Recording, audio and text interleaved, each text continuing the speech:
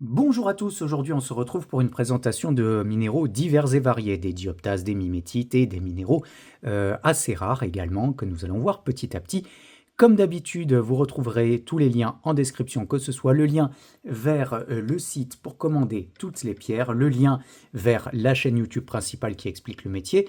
Pour chaque pierre présentée, un numéro de référence s'affichera juste ici. Vous pourrez cliquer sur ces numéros de référence en description. Petite précision sur les dioptases, là je ne vais rien changer ici pour vous montrer.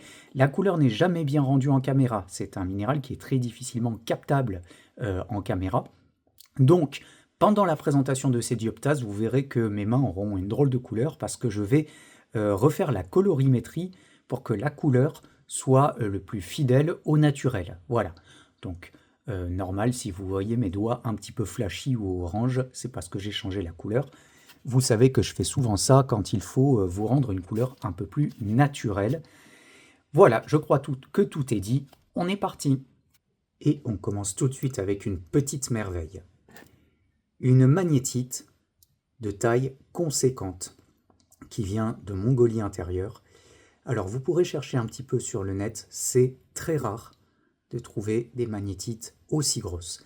Je précise que ces octaèdres sont tout à fait naturels. Toute la magnétite est 100% naturelle. Aussi grosse dimension, c'est assez exceptionnel. Je suis très content de vous présenter ceci.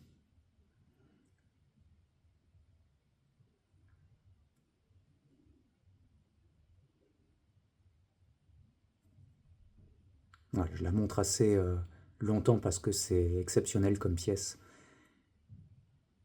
Ça, le jour où elle se vendra, ça me fera un petit pincement de plus la voir. Une très jolie mimétite posée sur son petit socle facilement détachable, avec sa couleur bien jaune.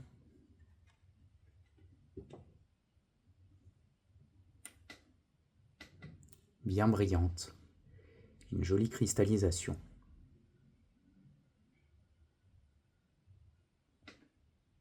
Une mimétite accompagnée de barytes, je pense, hein. Bien brillante, bien jaune, bien formée. Déposée sur son petit socle pour une meilleure présentation, socle facilement détachable au cas où.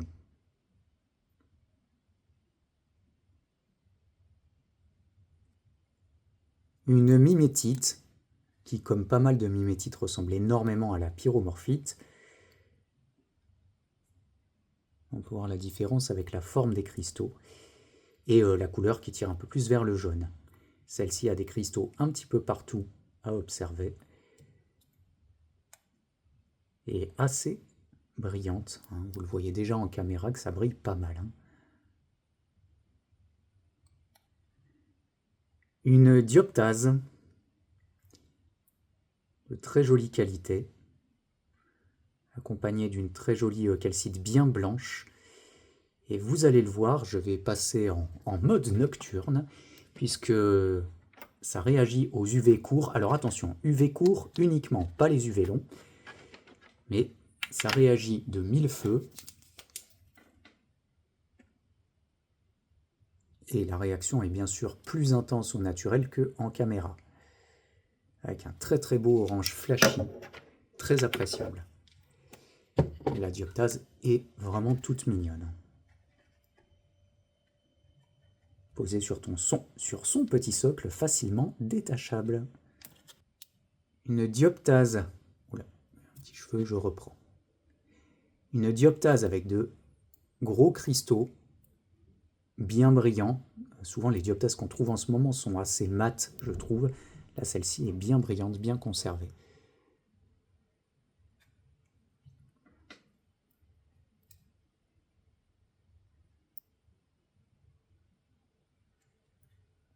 Aussi appelée émeraude des pauvres, d'ailleurs, si vous ne le saviez pas. Une magnifique petite dioptase déposée sur de la chrysocole, avec des cristaux qui ont des éclats magnifiques, d'ailleurs, ici, juste là. Ça brille bien, c'est beau comme tout. La chrysocole qui apporte ce petit bleu ciel très doux au milieu de cette dioptase avec son vert caractéristique, déposé sur son petit socle facilement détachable.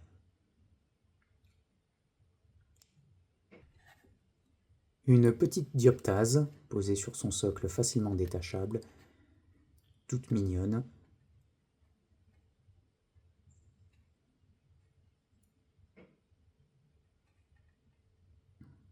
Elle n'est pas du tout terne, hein, elle brille bien. Et toujours cette couleur caractéristique qui, j'espère, je vais réussir à bien rendre en caméra en changeant la colorimétrie. Parce que comme je le disais en début de vidéo, les dioptases, c'est très difficilement capturable en vidéo au niveau de la couleur. Une dioptase vraiment très très brillante dans sa petite géode là, bien formée avec un cristal tout allongé ici. Bien belle qualité avec là au milieu un cristal qui a un petit reflet vraiment magnifique.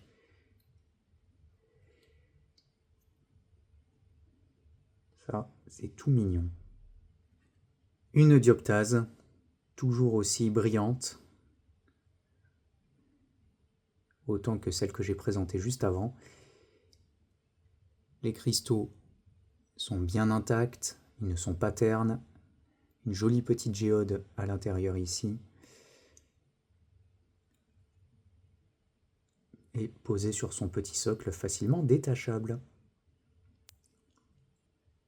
Une dioptase accompagnée de calcite, posée sur son petit socle facilement détachable.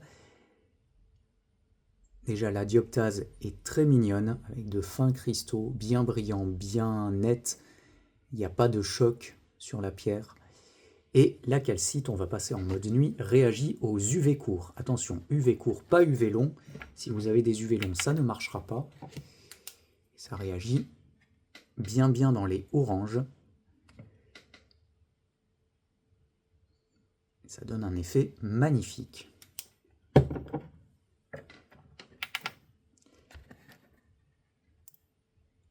À l'arrière aussi, hein, les UV vont prendre sur la calcite ici. Un minéral que j'ai découvert il y a peu, une sturmanite, qui a une couleur très particulière que je ne reconnais pas par rapport à d'autres minéraux. C'est vraiment assez atypique comme jaune avec une pointe de vert. Une plaque assez fine, il faudra quand même faire attention de ne pas la faire tomber. Hein. À l'arrière, rien de spécial. Je vais agrandir pour voir bien les cristaux de sturmanite que voici. C'est vraiment caractéristique comme couleur. Un nouveau minéral proposé sur le site que j'aime beaucoup et que je suis content de présenter. Une wulphénite bien jaune accompagnée de pyromorphite. À l'arrière, on peut voir quelques petits cristaux. Mais l'intérêt, c'est surtout ces deux cristaux-là très bien formés. Et quelques cristaux ici.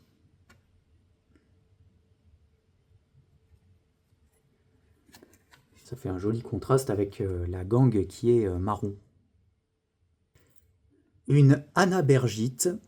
Alors, ça tient plus de la microminéralogie. Hein. Je ne fais pas beaucoup de microminéralogie parce qu'il faut les outils pour l'observation quand même.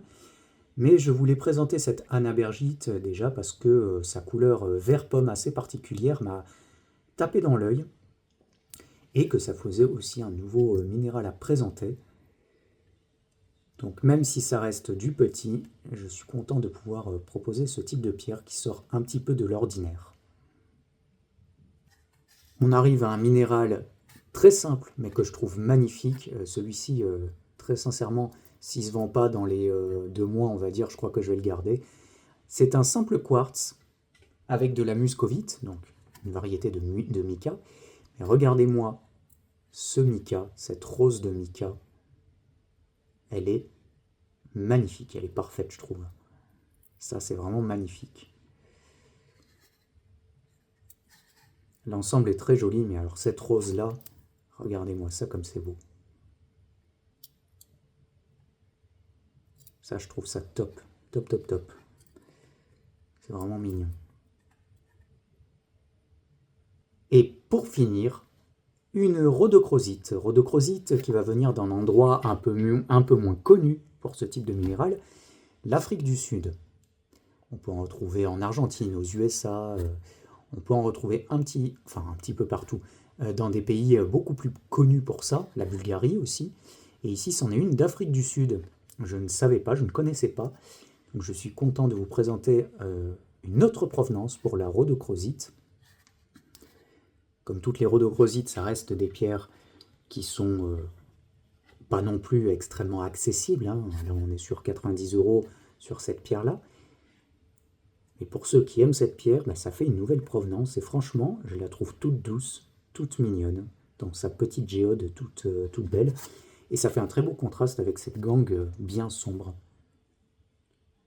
Voilà, du coup, une rhodochrosite d'Afrique du Sud. Ça ressemble à ça. Et voilà pour la présentation de tous ces nouveaux minéraux. J'espère que ça vous a plu. Retrouvez tous les liens en description.